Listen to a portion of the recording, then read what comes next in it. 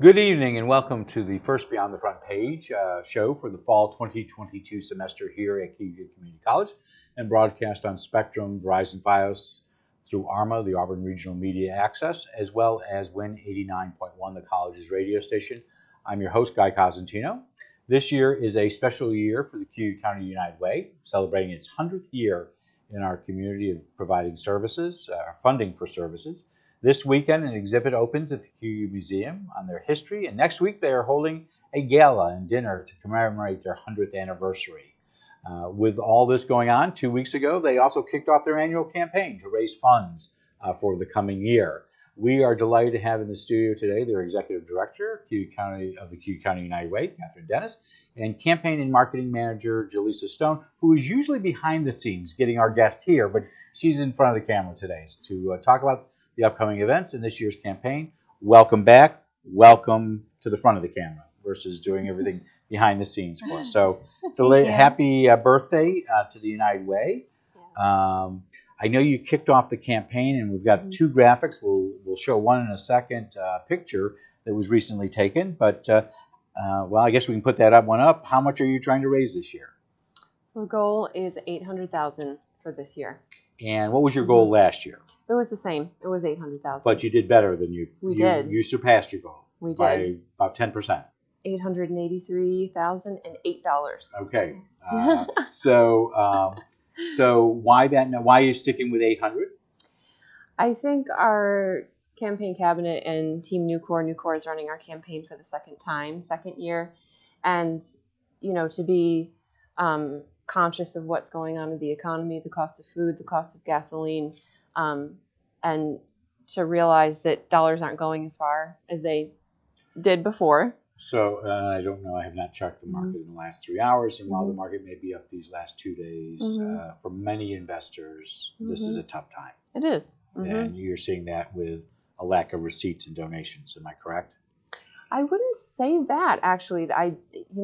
We just started a week or so ago, so the gifts so far have been very generous, even given what's going on. But I don't think we want to count our chickens before they hatch. So we're just being conscious of what's going on out there for everybody.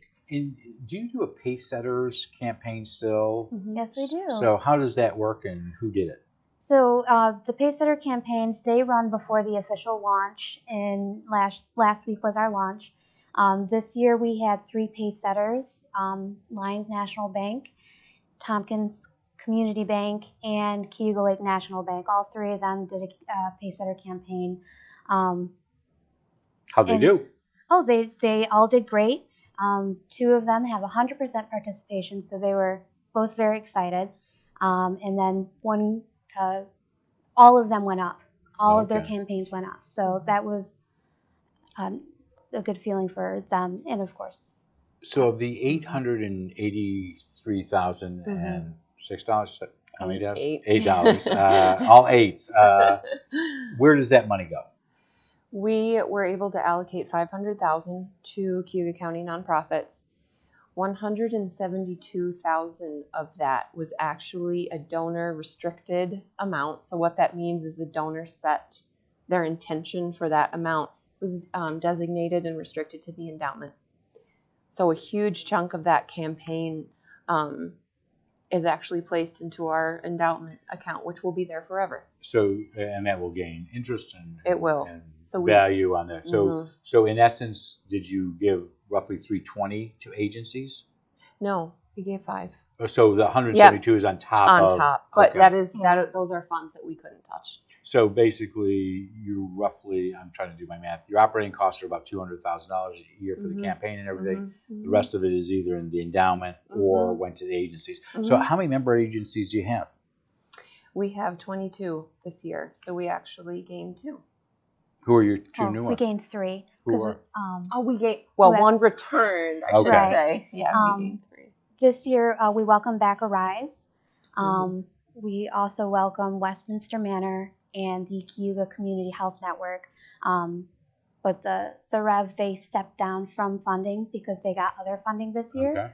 So that's why it didn't go up That's why Gotcha. it looks like 2 instead of 3. So they send the application, and we'll go through the process later, but just in general, they apply for money to the agency, and then you have a fund distribution committee that sends that out.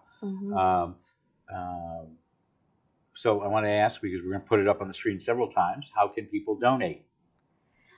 You can donate by writing a check out to the United Way of Cayuga County and mailing it to 2 State Street, Suite 2, Auburn, New York, 13021. You can go online to unitedwayofcayugacounty.org. We've got a donate button right on the top right-hand corner. Or you can text UWCC to 91999.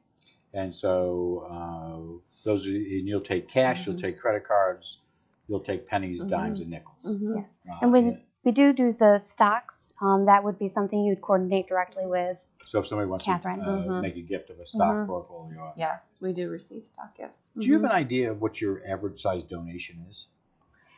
It's roughly $1 to $150, $100 to $150. And any idea how many people? I know you know how many people get served by the United Way. We'll get to that in a moment. But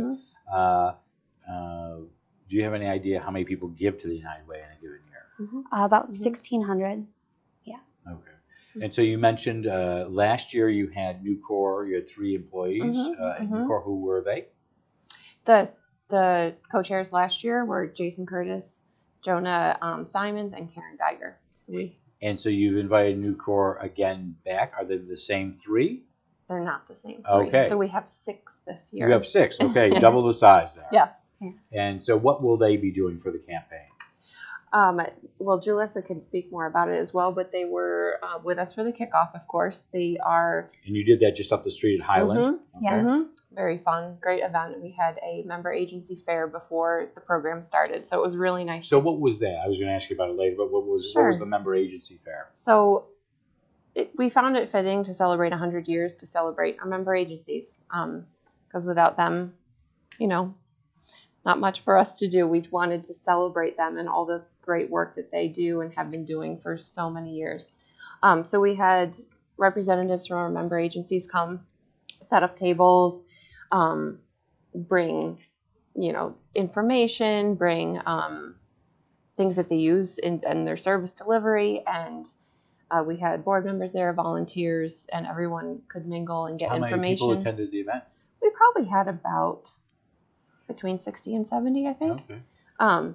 And it was just a great time to all catch up, talk to each other, share stories, gather information. They could meet, the member agencies could also meet one another as well, because we've had some new leaders in the community this year. And we haven't been able to meet for a very long time. So, so I want to talk about 2 events you have. The first one is this coming Friday, is the 7th. This is the first Friday of every month in Auburn. It's called First Friday. This is when not-for-profits and some businesses get together and promote their wares and not.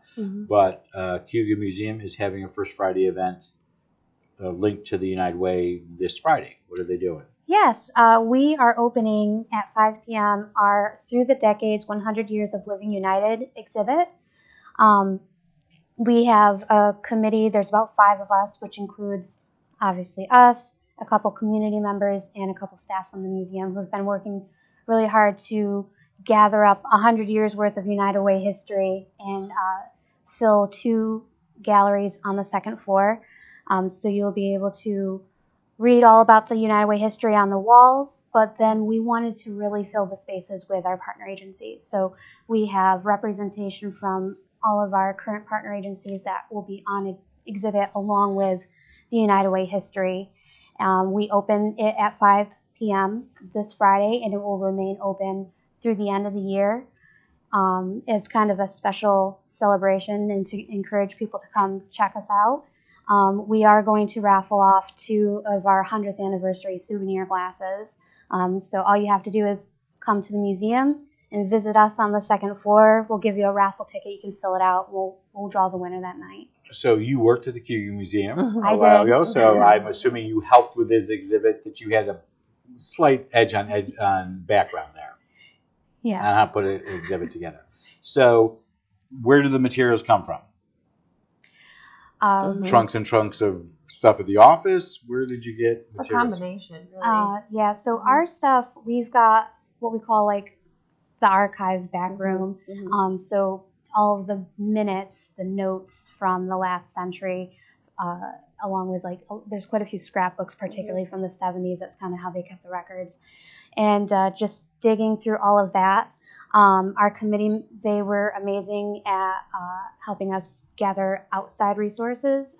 We used the digital archive that the Seymour Library houses on their website. One of our committee members, she actually used to be on the board at the museum and did a lot of campaigns with us on cabinet back in the day. She went through the microfilms at the Seymour Library. So this is a very visual exhibit. Yes. It is. And so how long does the exhibit is just not Friday though? Right. It's up through the end of the year. So I believe December 30th is the last day that the museum is open this year. And it doesn't cost to go on Friday night, correct? Not this Friday. So for first Friday, it's free admission. So it's.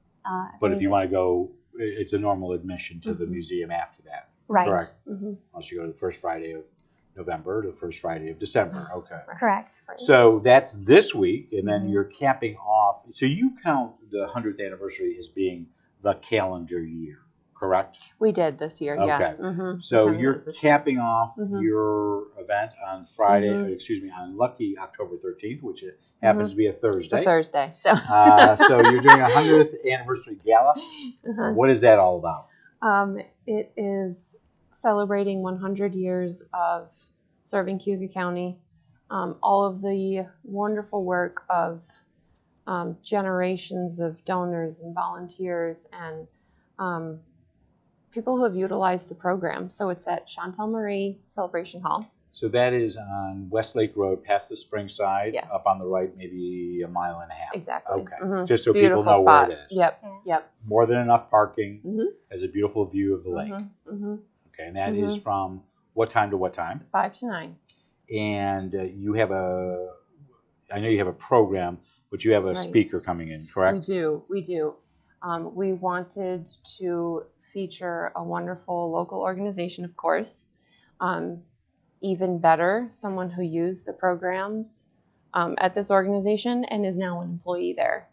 And who is that? That is Dewan Wilson at Booker T. Washington Community Center. And what have you asked him to talk about? Well, it's going to be a bit of a surprise, really. But no, we've told him what the gala will benefit, which so is what will the gala benefit? It's a new program called Student United Way. Okay. So we're working with we're piloting the program with Auburn High School, and it's basically a student body run United Way. So will they distribute funds? Yes. Okay. Yes. At the end of next year for educational programs. Okay. Only in the Auburn district or throughout? It's campus based. Okay. So should other schools, we're going to pilot the program, find the success and a good model, and then hopefully other school districts will like to join us. So I've talked to Dewan about what the gala will benefit. He's going to talk about his time at BTW, as a student, and then as an employee. And what does he do at Booker T? He's a homeless youth caseworker. Okay. So he's a liaison basically with the children and the families who are homeless or at risk of homelessness, and helps connect them to services and make sure they have what they need. So we want to talk, he's going to speak about his work at BTW and in the community and what, that community center has meant to him. And so this is from 5 to 9. Is it a dinner? Is it what's on the menu? It's going to be a fun dinner, a little unique. We're going to dine through the decades. Okay. So it's 10 different dishes. We've chosen a popular item from each decade, from the 20s to 2020. Okay. And kind of a modern version of that. Can you give us 1 year, 1 decade example? Sure, because it's the first one I thought of. Depression-era potato soup is one of them. Okay. And are tickets still available? They are, So yes. how much does it cost to attend? $100 per ticket. And that gets you into the event, and it sounds like a celebratory glass. Did you mention a few minutes ago? There is a souvenir glass that is an additional $15 charge. Okay. So with the glass, you obviously get the glass, and then you'll get a coupon for a signature cocktail.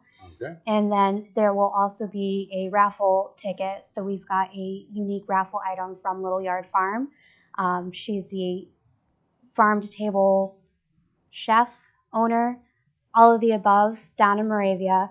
And she has a greenhouse. So during the summer, early spring, or late spring, summer, and early fall, she offers greenhouse dinners. And for the raffle, she is offering a 5-course dinner for 6. Okay. Those tickets are $10 each to go into the raffle, or you can purchase 6 for $50.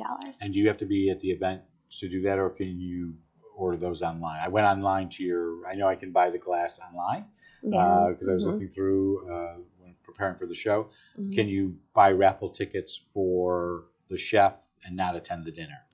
You have to be present to win. You have to be present to win. Okay. You don't have to be present to buy a glass, though. Okay. That's true.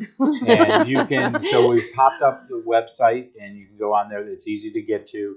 You go to 100th anniversary, 100th year, I think it says at the top. Scroll down, and it'll tell you about the exhibit. And then there's also a button for the dinner. Correct on that? Yep, that's right. I know we were at the Chamber of Commerce last Wednesday night, and I know they're your landlord. But separate from that. But it was very nice. What occurred at the Chamber of Commerce last week when you were there? We were recognized for our 100th anniversary. And so Amy, she kindly allowed me to speak a little bit. I've got a reputation for being very long-winded at chamber events. So I was restricted to just a half sheet of paper. And we wanted to make sure that we recognized a couple of important organizations to our formation. The Chamber of Commerce actually formed the United Way back in starting after World War I, when the war chest funds started to deplete. The Chamber had the foresight to realize that we needed a central fundraising agency. So they worked really hard for a couple of years with the community planning and discussions before we were actually formed in October of 1922. And then we went countywide because our, at the time, largest recipient of funds was the hospital. And 40% of their patients lived outside the city. So thanks to Auburn City Hospital at the time, we became a countywide organization serving all parts of Cayuga County. So I wish Amy Filler, the executive director of the of the Chamber of Commerce, had allowed you to say all that. But that's very cool about that. I think people see, not to get put a plug in for Parker Brothers, but if you go back to your Monopoly game, one of those cards is Community Chest. Right. And that is how Community Chest tended to form into the United Way here. So was the you may not know this, you may, was the first United Way when you were created, was there a national organization, or was it just, it was formed here, and then at some point there became a United Way and you joined as a member? Right. It started as the Auburn Community Chest. Yeah. It was a completely locally driven organization at the time. I would not 100% positive, but I believe that we became more a part of a national network when in the 50s when we adopted the name United Way, the United Fund of Cayuga County, which was the predecessor to the United Way. Right. So do you have any idea of how many people are impacted by the United Way in a given year in Cayuga County? It varies year to year, but last year, for instance, 60%. So it can be 2 out of 3 people. And I don't mean to be crass here. It's cradle to grave. So it can be everybody from healthcare to hospice. It's the Girl Scouts, the Boy Scouts, the YMCA, and I know I'm going to get in trouble. Arise, which works with people with disabilities. It's the whole panoply. And I know in the last couple of years you've gotten into the arts. You mentioned the Rev, but I think Auburn Public Theater has been a recipient in the past. So it used to be education, safety net, health, and financial stability. Is that still the core mission of the United Way? It is. Yes. And can you give us some examples of what you fund? For instance, this year we fund the Scat Band. So help them deliver a tremendous service to the county to help with transportation for elderly and disabled individuals who don't have access to transportation. So we have seen a spike in gas prices Sure. earlier. Yep. Does that mean that the United Way can or has or may step in to help supplement an organization that clearly, we can say this across the board. I think I was just reading something earlier today. The two variables are food, depends on drought and weather, and energy prices.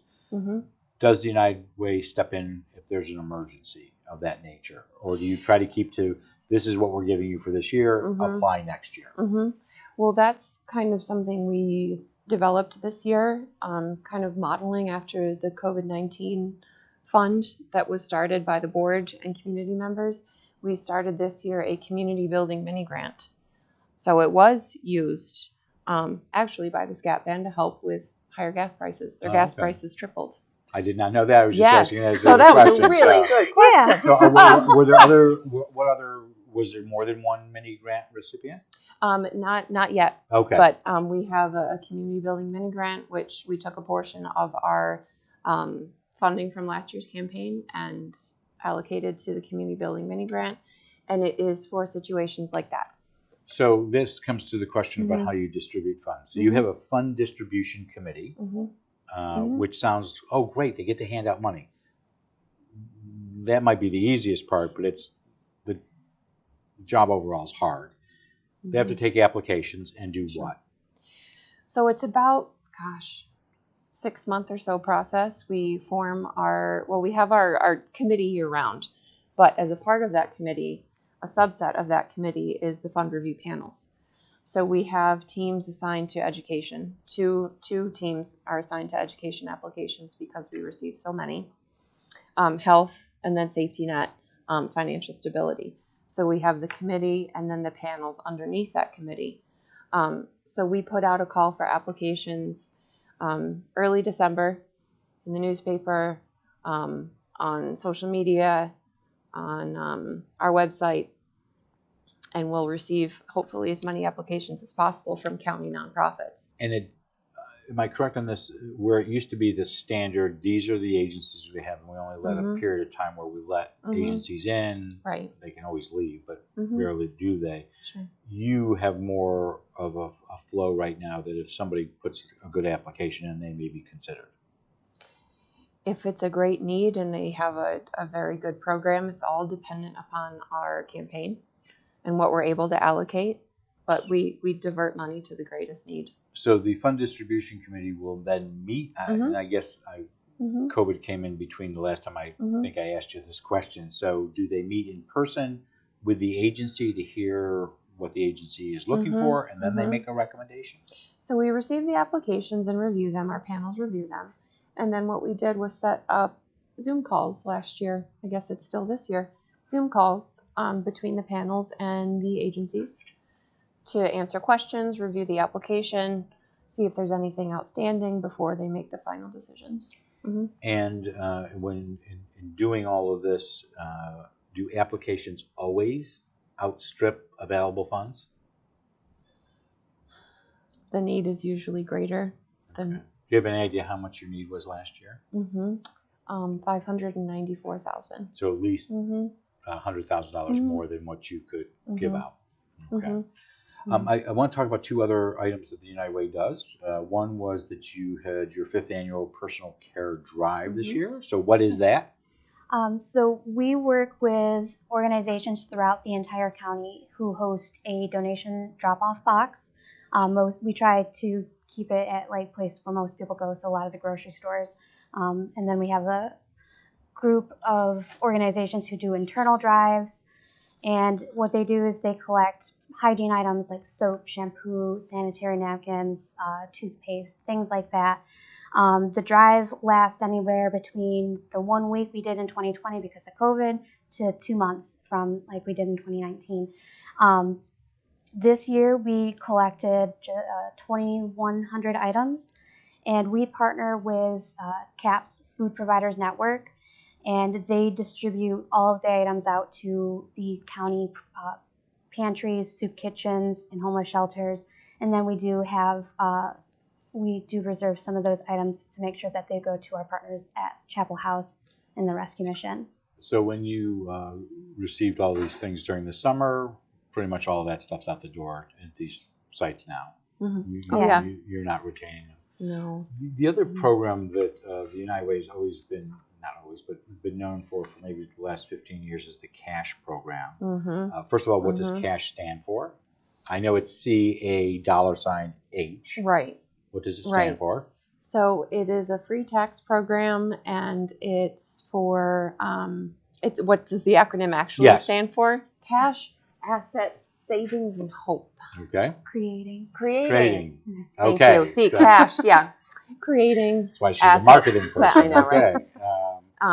So asset, savings, and hope. So you help individuals starting in about mid-January, early January, mid-January, prepare their taxes, correct? Beginning of February, really. February, okay. Yeah, we actually just ordered our materials yesterday, so we're already getting started for preparations. So how does somebody take advantage of it? Is there an income requirement? I know it is to really the hope is that people will take advantage of the earned income tax credit, EITC. That's the goal. You can make sure that people who are eligible in Cayuga County get that money, because often it's left on the table or not received from Washington. So how does somebody take advantage of it? The best way to take advantage of it is to call our office. We do have a direct line to the cash office, which is actually housed at CCC when cash is up and running, and just call to see if you're eligible. That is the best way. And there are people who are qualified to help put the return together, and they'll walk you through the whole process so that you don't wait till April 15th or whenever the federal government decides this year. Right. I'm assuming it'll be April 15th, that you file your taxes and hopefully qualify for that. Do you have any idea how many people take advantage of it? Last year we had almost 300. And do you have any idea how much EITC that brings into the community? 525,000. So a big driver economically. Absolutely. As we wrap up, I've done this every year that you've been here. I'm going to give you the next half minute to a minute. Talk to people there, or me, or whoever. I'm probably going to talk to you. It's okay. Tell me why. Tell me why I should donate to the United Way. Donating to the United Way, it's our next 100 years. Like we said at the campaign kickoff, it is our 100th year, but we're kind of looking at this campaign as the first one of our future, the next 100. The need is so great in our community, especially with increasing food prices, gas prices. I myself went to Costco last weekend. It's tripled for food costs. These services are so essential and vital to the health and wellness of our community in every way. Health, financial stability, mental wellness, every aspect. And the United Way can identify those agencies that are meeting that need head on. We can make that designation for you. You know your money is going to a good cause, that your gift is going to make an impact, and you can just do it once. Good. So. Well, we encourage people to you made the case to me. All right. Long-time donor to the United Way, because I think it's a great organization to help with just the items that you talked about. But we want to thank both the United Way's Executive Director, Kathryn Dennis, and Campaign and Marketing Manager, Julisa Stone, for joining us today to talk about two upcoming items in the next 2 weeks. The exhibit at the Cayuga Museum, which you can see this coming Friday on the 7th, and their 100th anniversary event on the 13th that you can still register for by going to the United Way website or stopping by to State Street to drop off a check, whether it's for the events or a donation for this year's campaign. We will be back on Thursday with Auburn Superintendent of Schools, Jeff Parazola, who will give us a school update of what is going on in the district as they start the new school year. And then we will have on Beyond the Front Page Kathleen Cuddy, the Public Health Director for Cayuga County, who will give us an update on COVID and the efforts of her office to get people vaccinated or boosted, and her department's efforts to get the flu vaccine out there. and the recent spike in toxins in the Wasco Lake that serves roughly 60,000 county residents, and should we be worried at all? Next week, we start our annual series of election forums. Forums are planned for the 24th Congressional District. This is a new district featuring a race between Congresswoman Claudia Tenney and Steve Holden. We're waiting to hear back from either candidate if they will participate. We have the candidates for the new 48th Senate District, which includes Senator Rachel May and Onondaga County Legislator Julie Abbott. They have both agreed to participate, and we're waiting to hear back from Justin Coretti, who is on the conservative line. And that will be finished with the 126th Assembly District with Assemblyman John Lamondis and Bruce McBain. Mr. McBain has accepted our invitation, so we will, over the next 2 weeks, be giving you those forums starting next week on the 13th. As per past practice, I will moderate the forums, and Jeremy Boyer, the executive editor of The Citizen, will be asking the questions of our candidates. We'd like to let you know, though, that you can send us your ideas for future guests for both Inside Government and Beyond the Front Page. You can send them to cozguytho@aol.com. As I mentioned earlier on the show with the mayor, the Cayuga Community College family lost a longtime friend and employee this summer, Doug Brill, who was a graduate of this institution and was this department's chief engineer in telecom since 2005. For 16 seasons, he was the man who made us all sound good. He was the go-to guy if you had to fix a glitch. And we all know we have glitches here when it comes to technology, and he was a problem solver. He taught hundreds, if not thousands, of students during his service here at the college. He is greatly missed by all of us. We are dedicating this season to his memory, and we think of him often. I'm Guy Cosentino for Cayuga Community College. I want to thank you for watching. Hope you're well and be safe, and go out there and give to the United Way.